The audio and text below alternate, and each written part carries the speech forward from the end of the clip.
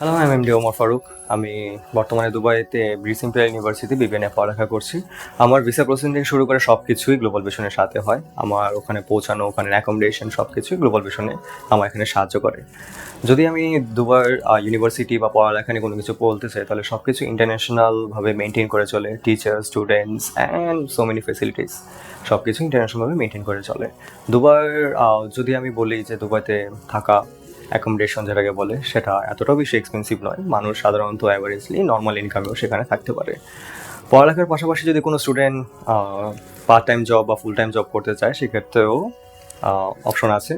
Like অনেক সময় দেখা যাচ্ছে যে ভার্সিটি থেকে অপরচুনিটি দেয়, কিছু কিছু সময় বিভিন্ন জব ভ্যাকেন্সি থাকে, এজেন্সি থাকে, সেখান থেকেও খুঁজে নেওয়া যায়। এছাড়া সব থেকে ভালো বিষয় হচ্ছে কি দুবাই ট্যাক্স ফ্রি। আপনি বিজনেস করুন বা জব করুন, everything is tax free.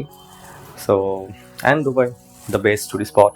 So আপনি দুবাই আসতে পারেন, পড়ালেখার জন্য আসতে পারেন, অ্যান্ড গ্লোবাল ভিশনের সাথে আসতে পারেন।